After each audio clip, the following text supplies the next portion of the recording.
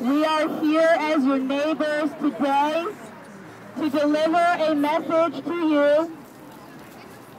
We do not have anything against you personally, and we don't mind you being our neighbor as long as you are a funeral home and not a funeral home that has a crematory attached to it. We have pretty legitimate reasons for not wanting a crematory in our neighborhood, not the least of which being the fact that you only have 30 feet at the back of your building to the nearest property line. So if you were to install this crematory, the smokestack from the crematory would be probably about 20 feet from the back fence, which butts up against residences' homes.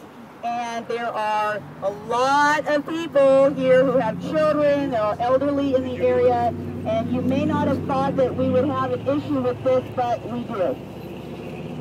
My name is Tia Severino, and I've been living in the subdivision behind you for about 7 years. My husband has lived there for 19. I personally know of other neighbors who were here when you decided to move this funeral home onto this property. You faced resistance then, you're facing resistance again. If you decide to try to add a crematory to your funeral home at any time in the future, you can count on resistance then. So our number one reason for protesting your crematory, they're pretty simple, and even though the industry may deny that there is pollutants that come from crematory emissions, we have found several scientific studies that dispute that directly.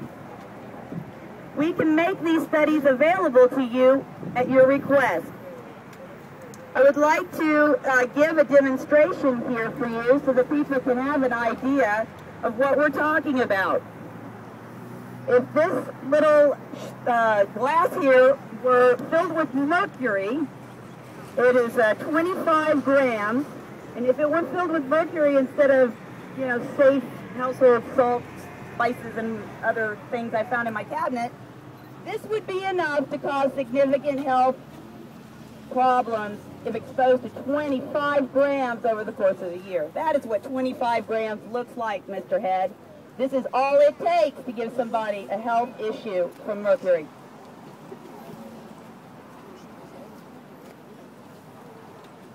Now, by comparison, I would like for you to notice the estimated amount that a crematory emits in mercury grams over the course of the year.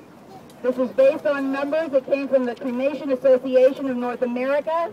They've averaged out across the country all the crematories, and they've come up with an average number of 400 cremations per year per crematory.